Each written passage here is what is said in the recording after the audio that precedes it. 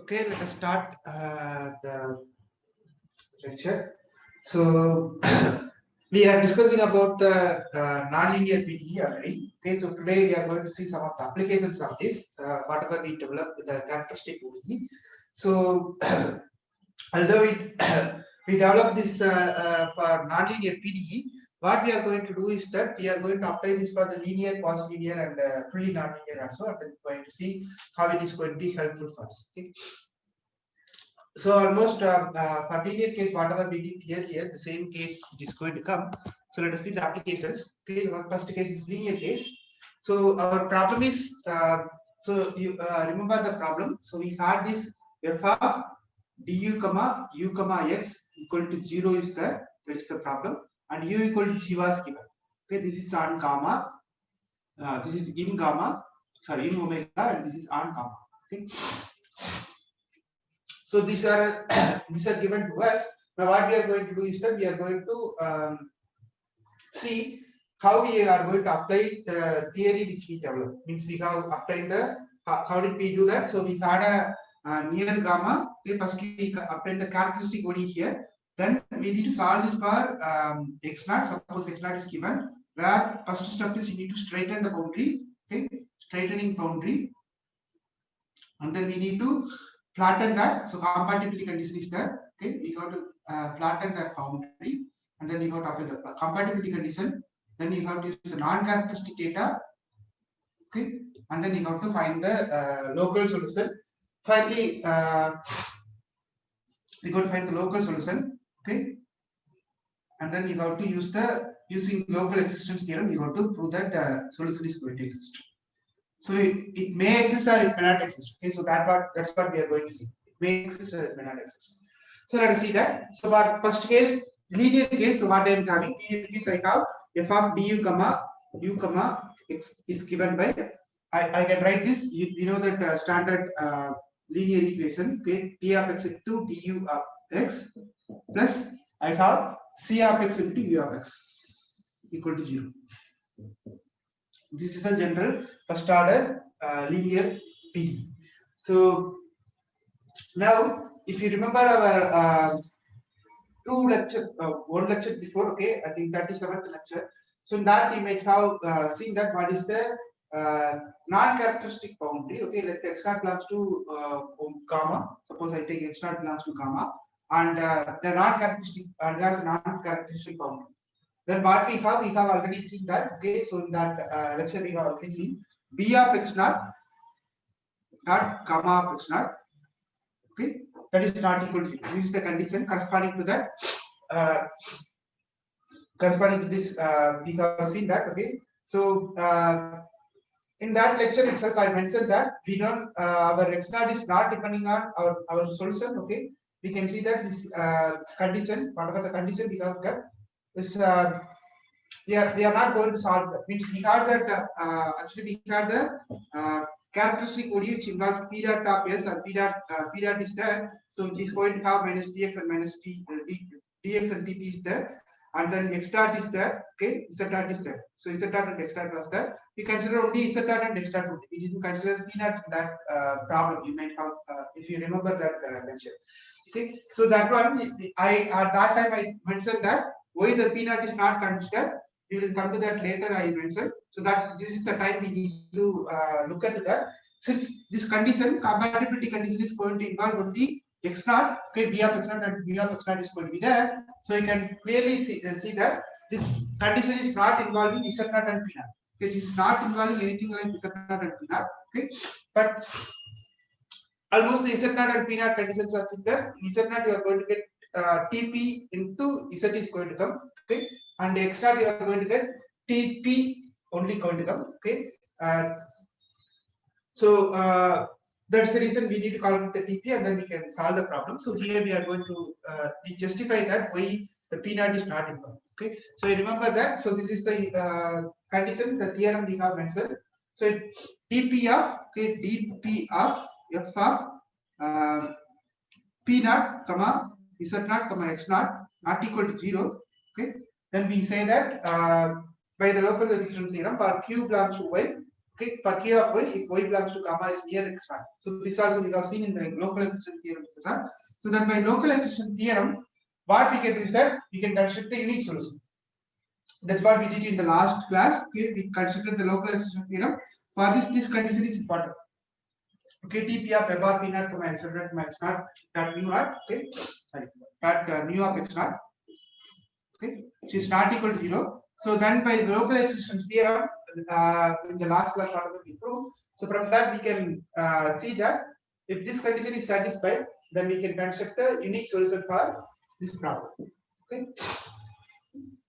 So for proving this theorem, okay, for proving theorem, we have used all characteristic only. Okay, for example, for the local existence theorem, we have used all the conditions. Okay, we have used this P naught condition, we have used S naught condition, we have used X naught condition also we have used. Okay, however, it is not necessary to use if we know the solution exists. Okay, it is not necessary. That's the reason we did use the P naught once we are solving the problem in that two lectures before. So only Z naught and X naught we have used. Okay, Z naught and X naught we have used because we know the solution is going to exist. So in that case, you don't need to use all the conditions. Okay, you can use only two conditions to solve. So instead, what we are doing, we are solving the reduced system. I'm not solving all these things. I'm solving only these two, and then I'm updating the solution. So we can use the reduced system, which does not involve P. So that's what we did in the last two lectures. Okay. And we know that since we have unique solution for this initial value problem, okay, the projected characteristic, okay, the projected characteristic, what it is going to do is that it is going to coming out from distinct points, okay, on gamma, which cannot cross. Okay, means the projected characteristic is going to come, which is coming from the x naught, okay, which is coming from x naught, from distinct points. Okay, suppose it comes from here, and it comes from here, and it comes from here. If I'm doing the projected characteristics, what it is going to do is that it is not going to cross at all. So means it is going to come like this. Okay, so it is not going to cross at all.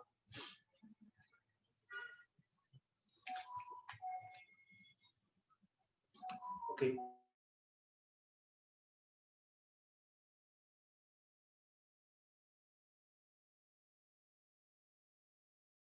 So we'll see one simple example. So what is it going to come?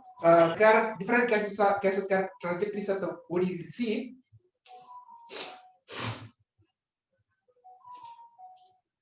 Okay, so what I have is I have this problem. Okay, x naught of s equal to. So I'm going to solve this problem. Okay, so if I solve this one, I have to find what is my dp of x. Okay, so what is x naught? X naught is nothing but TP F. Okay, so TPF is that. Now this is nothing but P of x into P. Okay, this is nothing but P of x into P. So what I'm going to have is that I'm going to have x naught. X naught is going to be P of x.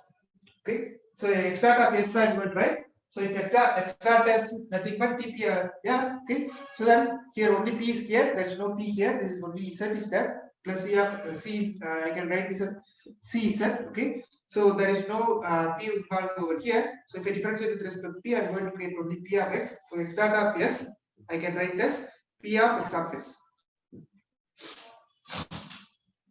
Okay, so we are going to consider three different categories now, and then we are going to solve this problem. How to apply the how the behavior is going to go.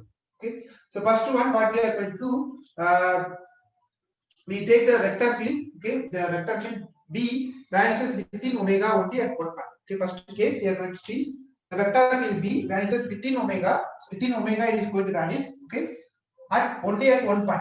Okay, only at one point it is going to vanish. So let us say this point it is going to vanish. Within omega, only at one point it is going to. That point I'm going to consider the RE. So suppose this is my domain, I'm going to consider this point as RE. Okay. Then what you can see is that you can see that if I take the dot product with the new, means if I take any values over here, if I take dot product with that, what it is going to come, this is going to become like these are all the assumptions we are going to make. Okay, so the first assumption is that I'm going to take vector B. Okay, the vector B vanishes within omega at only one point. So suppose that this is the only point. I'm going to consider that point as origin of the point. And second assumption, third assumption I'm going to consider is P dot gamma is less than 0. Okay, on gamma. Okay, so this is the third assumption I'm going to. Then what I'm going to get, so this is the one I'm going to get, so everywhere it is going to come and it's not going to cross it. So now question is, can we solve the following IDP? Okay, question is, can we solve the following IDP?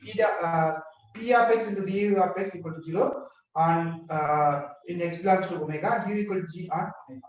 Okay, the question is, can we solve this problem? Okay, so by local existence theorem, what we can say is that there is a unique u defined here gamma, because v of x naught that mu of x naught is not equal to 0. Okay, therefore this condition is going to be satisfied, and dp of f is nothing but dp of f of p naught comma z naught comma x naught that mu of x naught is there already. B that mu is less than 0, Tp of f is already P of x, therefore this is also not equal to 0. Therefore, by the local existence theorem, we can guarantee that is going to exist. There is a unique u defined near x naught belongs to gamma. Okay, x naught belongs to gamma. I have here unique solution. For that, what we can say is that, okay, I'm going to say that u of x of s. Okay, I'm going to say that u of x of s is nothing but u of x of 0, okay, which is going to be u of x naught. Okay, so for each solution of the ODE2, ODE2, the ODE2 with u of x of 0 equal to x naught belongs to gamma. Means I'm going to transform it and then I'm going to solve the problem. So with respect to the s I'm solving. Okay, so for the s I'm going to assume that whatever I'm having that x naught, that is considered as a initial condition. So for that initial condition, definitely you can solve the problem because of the local existence theorem. So it is possible. Okay. Okay. Now here what is going to happen? Unless g is constant, okay, unless g is constant, this solution can't be smoothly continued to all of omega. Okay. Unless g is constant. Suppose g is not constant, what is going to come? You are not going to get this solution cannot be smoothly continued. Okay, you cannot get a smooth continuous function. Okay, why? Why? Because we have that u of x of s equal to g of x naught is there. Okay, if g of x naught is not constant, what it is going to come? You will get some kind of discontinuous is going to come. Okay, so unless it is constant, means you will not get a smoothly continued one. You will have after certain stage you are going to get some kind of discontinuity is going to come. Okay, so therefore the smooth solution of 3 is always constant. Okay, smooth solution of 3 is always constant because I start from the origin. Okay, the only part that is making me that the speed at nu equal to p dot nu is less than 0 and comma. Okay, so from that we are going to get. Okay. So because this trajectories are there, okay, this trajectory, it is going to give me that x dot of s equal to p of x of s. Okay, and we are carrying p vanishes within omega only at the point. Okay, p is vanishing only at the point means what? So that assumption is that the vector field p vanishes within omega only at one point. That means b of x of s is 0. If b of x of s is 0, okay, at that point, then what you are going to get? You are going to get x dot of s equal to 0 at that point. That means x is going to be constant at that point. So that means if I take a trajectory over there, it has to cross. Okay, that means it is going to be constant it is going to be constant. Okay, if g is constant, then the solution it can't be initially continued. Okay, so that is going to happen. Okay, next case number 2. Okay, so here I'm going to take a second assumption. Okay, so this is the first case. Okay, so this is coming like this. This is coming like this. Okay, and then we are approaching only at that point. Now next one is that I am going to take next one. Here in this case, what is going to happen? Okay, case number 2, same problem. Okay, but case number 2, here what is going to happen? Let us see. I have a domain. Okay, I have a domain. Okay, the trajectory is going to enter at one place and exit at one place. Entering at one place and exiting at one place. Okay, like this. Okay, it's going to enter and exit. Okay, the trajectory of the ODE enters and exits omega exactly once somewhere through the system. Okay, so it is going to enter at one place and exit one place. Only one time is possible. Okay, so in this case, exception is there. Suppose it is the trajectory is somewhere here. Okay, in that case, you have a exception. Okay, exception for the above assumption and characteristic point where it touches the bound. Okay, so if it is coming like this, then we don't have that one. Okay, so in this case, this is the assumption for the second case. Okay, gamma I am taking gamma is nothing but set of all x belongs to dou omega such that p of x dot mu of x is less than gamma. Okay, this is the two assumptions I'm going to do. So for this case also, we can find smooth solution for that problem. What you need to do is that set u to be constant along each flow line. Okay, you have to check. You have to set u is constant along each flow line. So this is the flow line. So for each flow line, what you have to assume is that it is constant along each flow line. You have to assume. Okay, so you have to set that. Then what you can find is that. Okay, so then you can find the solution for this problem. Okay, so u is constant along each flow line for this case. Now case number 3. Okay, so in this case, what you are going to get, we are going to get a different one. Okay, so let me draw the graph for that also. You get for that. So I have something like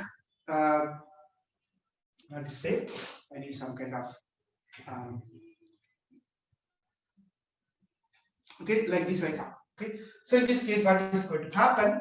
Suppose it is same thing almost in previous one. Okay, but here what is going to happen? At few places it is not going to exit and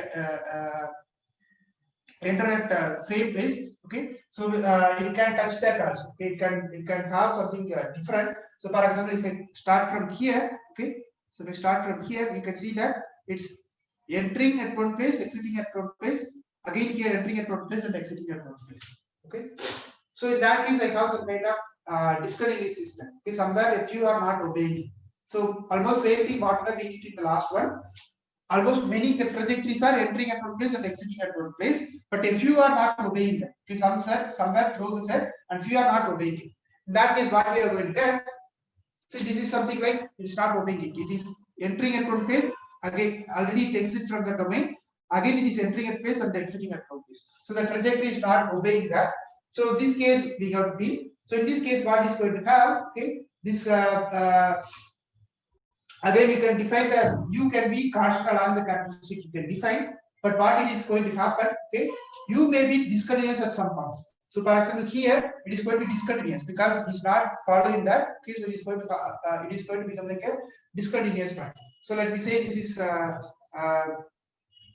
B and this is D and C. Okay, it is, and let's say this is A. So it is either it is A starting from A and then exiting at C, and this, again it is entering at D and the same characteristic. So in that place means here you can see that there is a discontinuity is going to be there because it is not follow inside the domain, it is outside the domain. So therefore you are going to get some kind of discontinuous at few points.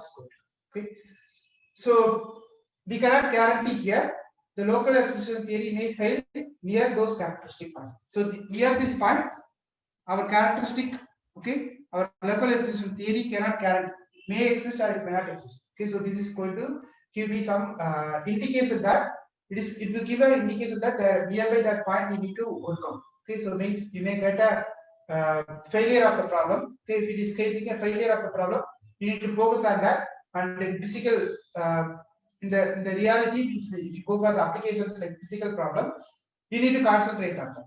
Okay, you need to check whether you are going to get a solution or not, or you are going to get some failure in your test cases or experiment. Those things you can experiment over. Okay, so here the characteristic part is okay. Now let's go for the quasi-linear case. So this is the application for the linear case. Now for the quasi-linear case, what we are going to do, similar kind of thing. Okay, so we are going to take similar kind of setup. So here again I am going to take, so quasi-linear already we know. So quasi-linear means I can write f of du comma u comma x equal to, I can write it as b of x comma u dot dx, dot du, okay, plus c of x comma u equal to 0, okay, and u equal to g on comma. This is in omega. Okay, so again same thing, same condition I'm going to assume x naught belongs to gamma, and the problem has a non-characteristic boundary. Then what I have, I can take b of x naught comma, I have to take for this one, so z naught, okay, dot nu of x naught, okay, not equal to 0. So this is the condition I have. So these are the assumptions I am going to make. Where z naught is nothing but g of x naught. Okay, z naught is going to become like g of x naught because I want to satisfy on comma. Okay, so we can clearly see that this condition does not depend on p naught also. So this also we have discussed. Okay, in the last class, I mean two lectures before, we saw the quasi-linear case also. In that case also I mentioned that p naught is not going to be involved in that equation. Same thing, because in the condition this condition does not depend on p naught. Therefore, we don't need to worry about the p naught condition. We can solve that. Means the p naught is used. That we solve only x naught and z naught. Okay, only these two we solve and then we apply the solution. So same thing here. So the reason behind that is this system. Okay, because it is not going to, this condition is, you can clearly see this. The condition is not depending on. Okay. So therefore, what we are going to do, we are going to again the same thing. Okay, whatever we did in the last one, the same thing. In the quasi-linear case and linear case, the same thing. So TP of p naught comma, TP of f of p naught comma z naught comma x naught, u of x naught is not equal to the same condition. Again, you can do the same kind of logic. Okay, you can construct a unique solution in some neighborhood of x. Okay. So, but here the problem is that you have this linear case. Linear case, what we have was, it is possible that the projected characteristic, okay, the projected characteristic whatever we had, okay, emanating from distinct points, was not crossing each other. Okay, it was not crossing each other. Means we consider the origin and other things we have considered. All the cases whatever I have considered, the characteristics are not crossing each other. Okay, but in the case of quasi-linear, it is possible that the projected characteristic, okay, whatever the equation we have, whatever the graph you write, okay, the previous one, it may intersect outside omega. Okay, outside the omega, it can intersect also. Means two characteristics, suppose it is following, it can intersect also. Okay, so this is going to be the case which we are going to see. Almost we have seen this case. If you remember our Burger's equation, okay, so there it was the case. We had a characteristics. One was coming here, another was coming here, and this was intersecting somewhere. Okay, the same case here. So it can intersect outside omega, it can intersect. Okay, so if such scenarios occurs, okay, we can understand that if that is going to come, then we have seen that this is something like Sack wave or Rayleigh which we have seen in the first order. Almost at the beginning, like 5 or 6 lectures before. So at that time, we might have seen that. Also, I have given an assignment for you to work out on the Riemann problem. So in that case, also you might have seen this kind of problems, like it is going to emanate and then it is going to intersect. So that way, you are going to get problem over there. So in that scenario, what we are going to get is that we can understand that our local solution cease to exist. I mean, it cannot exist within all of gamma. Sorry, all of omega. It may not exist. Okay, it is not isolated. So the local solution cease to exist when they are intersecting in that. Okay, so that is the reason we need to go for this. So we know that the Sack wave or Rayleigh function, whatever you go do, in that case we need to find the discontinuity is going to come, because once I sit over here, okay, the problem is that I don't know whether I started from here or I started from here. I don't know that. Okay, so for that we need to discuss. So that's what we are going to discuss in the next few minutes. Okay, the scalar transformation class. So that is going to happen here. Now, let's see one example for that. So the scalar transformation, the general scalar transformation law is like this. We will see that. Okay, so almost same thing which we did in our similar kind of things which we did in our Burger's equation. The same thing is that. Okay, so I'm going to take that. Okay, we will see that once we are dealing with the Burger scalar conservation laws. From this, whatever we develop here, from that also we'll understand, so that we can develop something called RH condition and Riemann problems, etc. So here, this is my problem. F dash of u at du equal to 0. Okay, this is my scalar conservation law, general scalar conservation law. Okay, the scalar conservation law is given like this. Okay, u equal to g. Okay, u equal to g is given. So this, in general, it can be I can just take it as g of ut comma, okay, g of ut comma u comma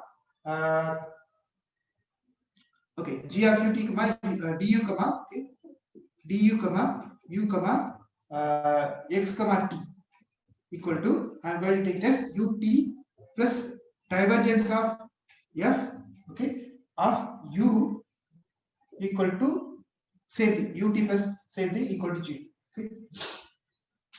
So divergence of f dash of u means I am saying the divergence of equal to 0.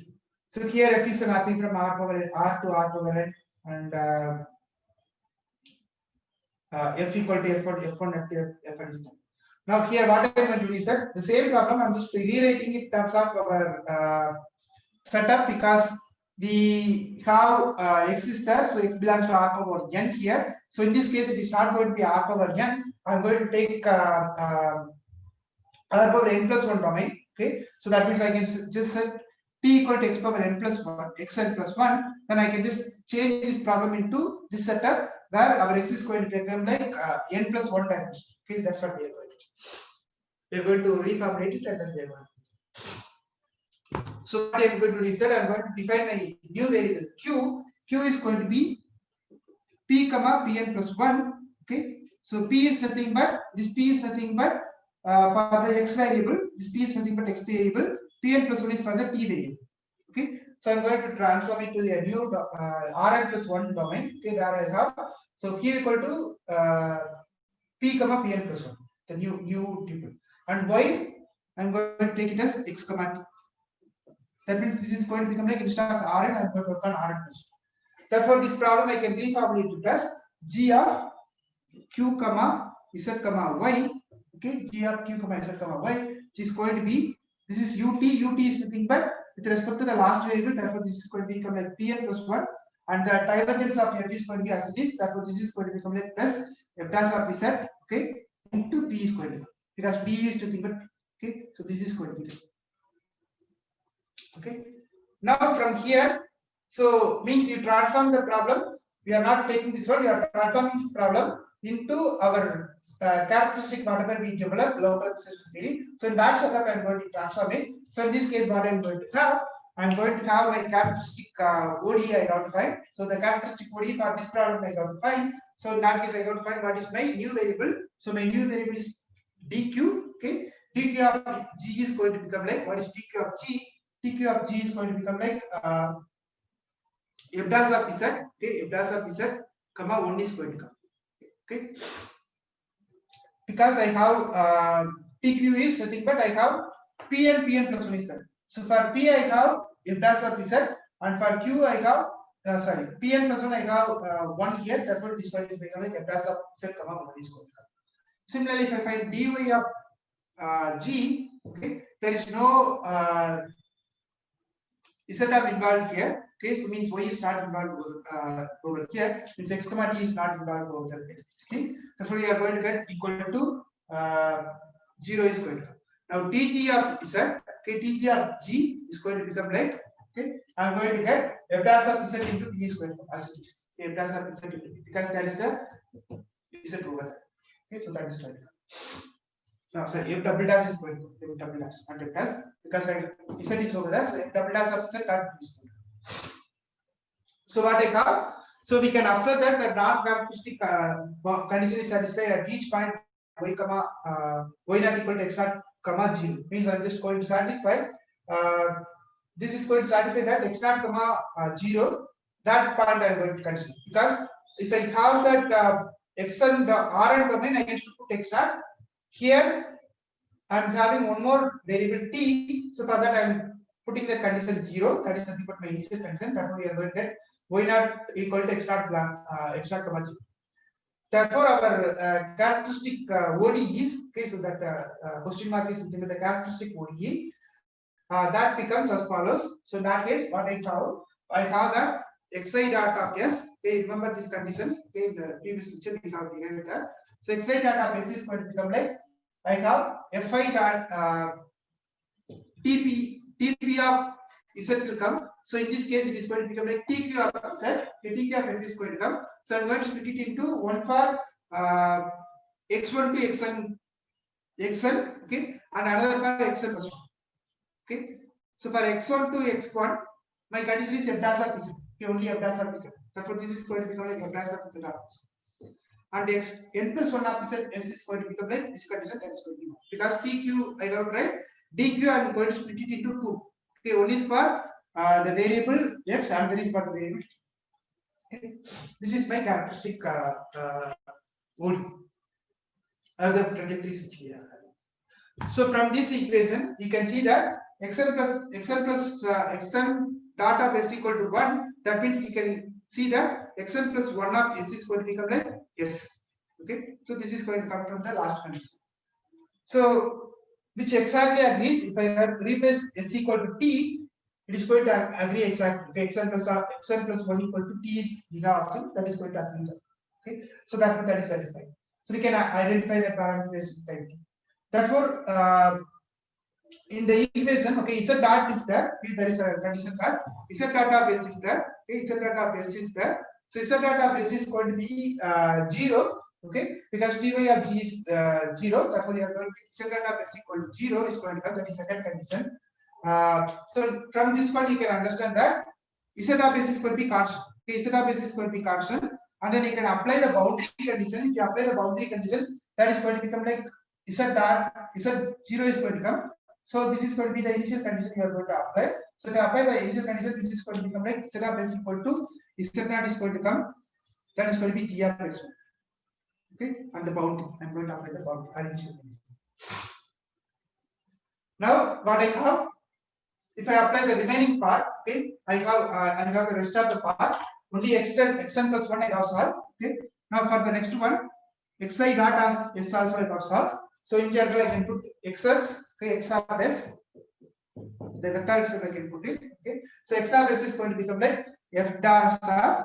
Okay. This is going to become like z of s. Since z of s is 1 and which is also going to be z naught, and that is going to be g of x naught.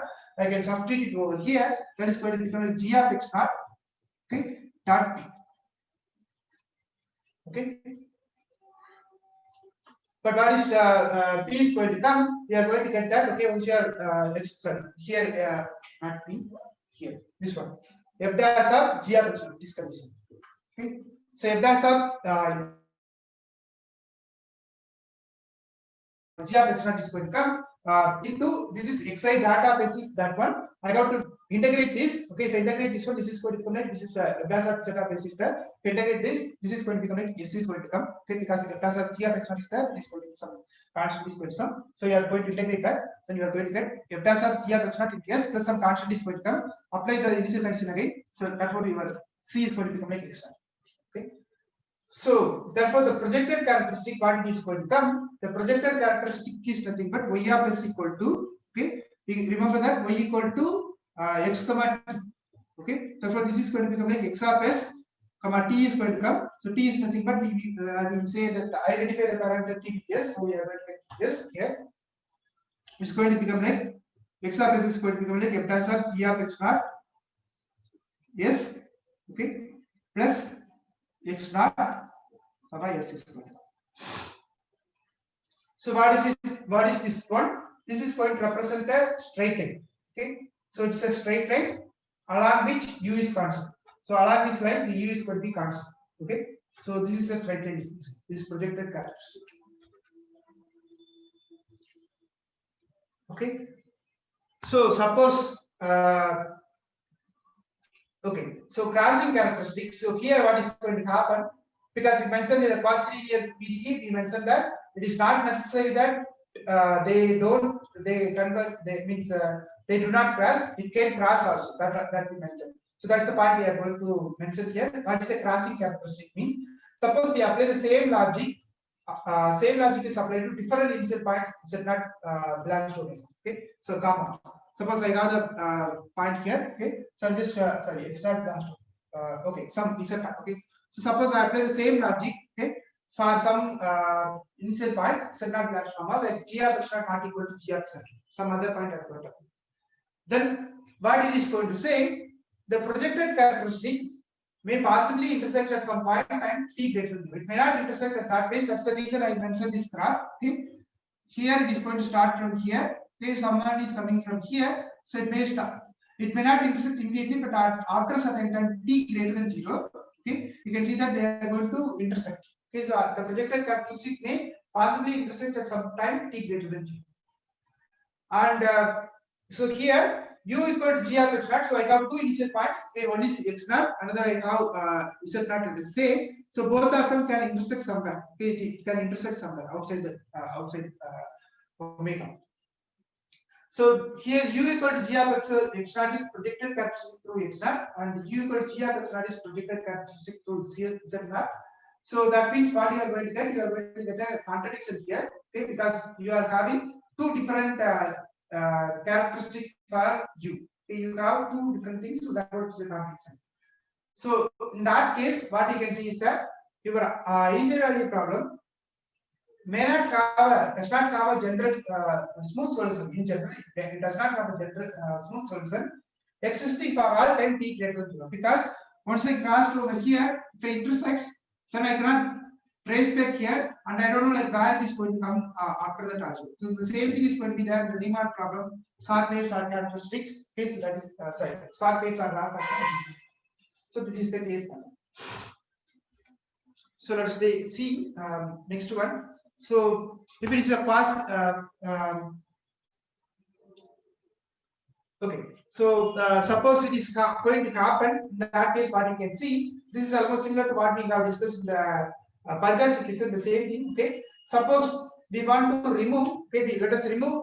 Let us eliminate s from 7 and 8 from these two equations. Let us eliminate s from these two equations. Then what I can do is that I can remove. Okay, so from these two equations, okay, from these two equations, I'm going to eliminate s from that. Okay, eliminate s.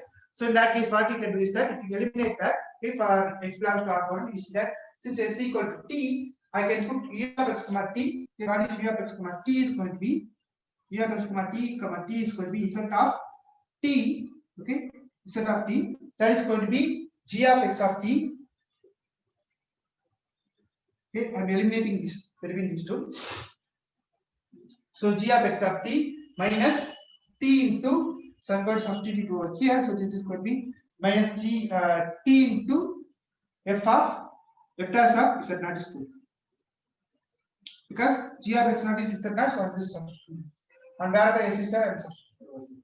Okay, so that is going to become like z of t, which is nothing but g of x comma t minus t into f dash of z naught is 2. So I can substitute what is z naught. Z naught is going to become like u of x naught comma t. U of x of t comma t is going to be. So therefore, if you just simplify this, what you are going to get is that you are going to get. You can write this as, okay. I'll write it here.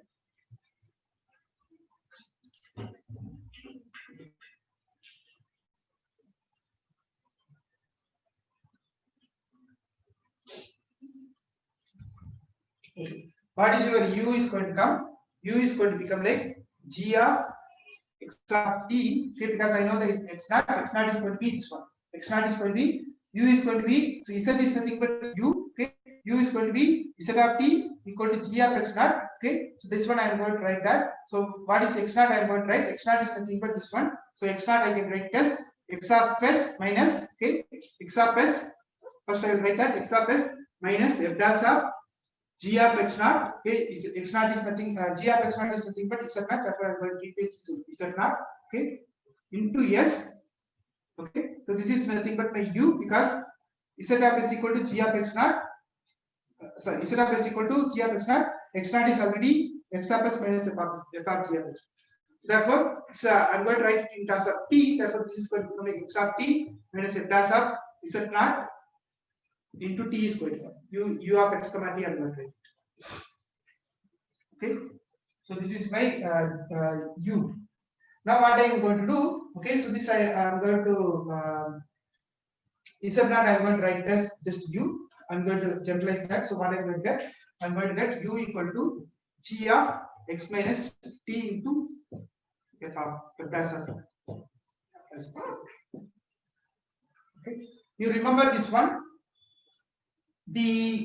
We saw this transport equation. Okay, if you remember the transport equation or Pardel's equation solution, almost similar kind of equation was coming for us. So in that case, what we got was we got u is equal to g of x minus ct. Okay, same thing is here.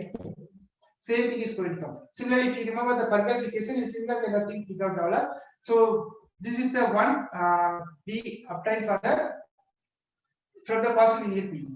Okay, so from the characteristic PDE also, characteristic ODE method also, we obtained that u is equal to g of x minus c is equal to. Okay, so the above equation gives solutions provided. So when it is going to give the solution, okay, that we need to see. So we need to obtain the condition. The condition is that we have to take the TP of f we have to obtain. So that is going to become like if I obtain the TP of f, okay, so that is going to become like obtain that. So if I differentiate that, so this is going to become like I can write this as u minus g of x minus t f dash of u. I can write it this equation. Okay, so you can obtain the solution. So 1 plus, okay, you take the derivative. Okay, so this is going to become like tp you going to take. So in this case, this is going to become like t into this t is coming from because of the sun minus t is going to come. Therefore, this is going to become plus. So tg of okay d of g of okay, x minus t into f dash of u not equal to 0. Okay, then that case I can say that this is equal to f dash of u, and then with respect to p you got to do. So that is one more thing. F dash of u into f double dash of u not equal to 0. Okay, so in that case I can get the answer. Okay, so last one. So for n equal to 1, we can just replace that. We don't require the other thing. You can just put f double dash of u, etc. not equal to 0. So you can see that if f double dash is not equal greater than 0, but g dash is less than 0. Okay, suppose f dash is greater than 0, f double dash is greater than 0, but g is less than 0, then you may get again here. You may get a false statement at some time t greater than 0. At some time you are going to get different condition is going to come. Okay, so if that condition is occurring after some time, as I mentioned here, that Sarkways or rare fraction, you are going to get that. So in that case, what you are going to get is that you are going to get a failure of the implicit formula. Okay, and that is going to indicate that you are going to get a failure of your characteristic method also. Okay, so that place you have to be very careful. So this is one of the important problem that because there is a theory called hyperbolic scalar conservation law. There what we are trying to do is that we need to identify this discontinuity. So once we understand the discontinuity, then we can understand what is going to happen. Okay, this is one of the important phenomena in transport equation because that is going to create a mess over there, which I have already mentioned in first few lectures. That we have seen that when the shuttle is entering from the space to the Earth atmosphere, if that kind of discontinuity is going to happen, what it is going to happen is that it may capture the fire and it can go to disaster. So that's the reason people are trying to understand how this can be captured beforehand so that we can obtain some solutions, etc. Okay, so that is one of the important things for this PDEs. Okay, last one, fully nonlinear. So in fully nonlinear, what we are going to do is that we are going to take combinatorial Jacobi equation. So here I'm going to define something like I'm going to define the here in general we cannot solve that problem because fully nonlinear is completely difficult to solve. Okay, it's a research topic of course. Okay, completely fully nonlinear is completely difficult problem. Okay, complicated, very complicated, and people are doing more research on this one. So in this case, we are going to talk about only one particular type, which is called Hamilton-Jacobi equation. Okay, so Hamilton-Jacobi equation that I am going to solve. Okay, so Hamilton-Jacobi equation, which is given in this form. Okay, G of du comma u comma ut comma ut comma u comma x comma t is nothing but I'm going to define it as ut plus h of du x equal to 0 and u equal to g once again you can use that. So similar to the above discussion, here what you are going to get is the same thing. So this one I am going to take t equal to x plus 1 I am going to take. So in this case, this is going to become like pn plus 1, okay, plus kach into kach of p comma x I am going to take. Same thing, whatever we did in the last one, the same thing I am going to take. So I can just write this as g of I can write this as g of q comma z comma y I can. Okay. Therefore, what I am going to have here again the same thing. Okay, like the way we did in the last one, again going to be the same thing. So tq of g I got to apply, that is going to become like tp of dp of kach of p comma x. Okay, kach of p comma x, comma with respect to this variable I have 1. Okay, and dy is going to become like dy of g is going to become like t is dx of okay dx of kach of p comma z is going to dx comma z. Okay, similarly I can apply the dz g, that is going to become like g. Okay.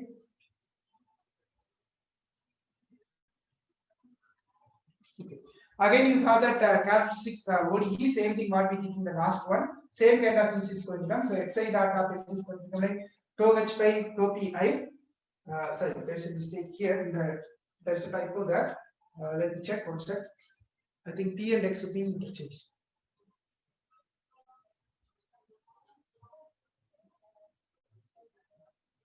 dq is this one. Okay. Okay. So I think this will be interchanged. The first one should be x, second one should be p. Okay, it should be tp of kach of p comma x should come. So therefore you will get that. Okay, so the first one is there's x and p interchange is there, so just remember that. So in this case, xi dot of s is going to come, so this will be tp. Okay, this will be tp because y is nothing but x comma x, right? Therefore, if I just find that, this is going to become like y dot I got find, so x dot and x is going to come. So in this case, what I'm going to have, again I'm going to use that. Okay, x dot of s is going to be coming. Okay, x dot of s is nothing but tp of going to come. No, this is correct. Sorry, it's correct. Only in the characteristic we got used. Okay, only in the characteristic is going to come. Okay, what is x dot of s? X dot of s is going to be dp of f is going to come. So here dp g is going to come. So again I got to use that here in terms of dp you are going to get dq is going to come. Okay, so y dot of s. So for example, I can put that as y dot of s is going to be this one. So I can split that into two terms. One is called the x dot of s. Okay, x dot of s or xi dot of s is going to become like tau h by tau pi. Okay, because y dot of s equal to tq of g. So I got to split that into two terms. Xi dot of s is going to be tau h by tau pi. Okay, of p of xi p of x p of s into x of s is going to come. Similarly, xn plus 1 of s is going to become like 1. Okay, like the way xn plus 1. Okay, so like the way we did in the last one. Okay, same thing. So same thing now here for this problem you are going to get p dot of s is going to come. Okay, x dot is here, everything is going to come. Pi dot of s is also going to come here. So pi dot of s is nothing but minus dz minus dx and minus dz is going to come. So minus dx is 0. Okay, only dx is going to come. So dx is going to be this one. So that is nothing but minus tau h by tau xi. Okay, of p of s into q of x of s is going to come. And then pn plus 1 p dot of n plus 1 of s. Here there is no n plus 1 term is there, which t term is not over there. Okay, therefore this is going to become a 0. Now same way, now you got to use the z dot of s also. Okay, z dot of s is going to become like z dot of s is going to become like dp of x, okay, dot p of s is going to come. So I got to take a dot product with p of s. So in this case, this is going to become like dp, okay, of h of p comma x into p of s is going to come, okay, plus pn plus 1 is there, pn plus 1 dot product with 1, therefore this is going to become like pn plus 1. These are going to come, okay. So now what we have pn plus 1, okay, pn plus 1 I can solve that. So pn plus 1 I can write it as like from the equation, from this equation, pn plus 1 equal to h of p comma x, okay. So therefore I can write that as I can write that as h of p of x comma s I can write, okay, dot p of s I can write, okay. So that is going to be that. Fine. So this is z dot of s. I can write that. So therefore, what I have this general setup. Okay. So the pn plus 1 is the denominator of the numerator. So p dot of s is this one. Okay. Minus tau h by minus dx into p of s comma x of s. Z dot of s is going to be coming from here. Okay. Plus pn plus 1 of s is going to come, and x of s is going to come from here. Okay. So therefore, the below equation is called Hamilton's equation. Okay, so this is the Hamilton-Jacobi equation. The characteristic equation for Hamilton-Jacobi equation is given this one. The equation number 13 is called the Hamilton's equation. Okay, the equation number 13 is called Hamilton's equation. Means I am ignoring only z dot term. If I ignore the z dot term, that is called Hamilton's equation. Okay, so this is Hamilton-Jacobi equation, and all these three things together is called Hamilton-Jacobi equation. Okay. So once we solve the Hamilton's equation, okay, then you can obtain what is your dx etc. And solving that z dot is going to be trivial because you know already x dot of s etc. You know, so solving Hamilton-Jacobi equation will be trivial. Okay.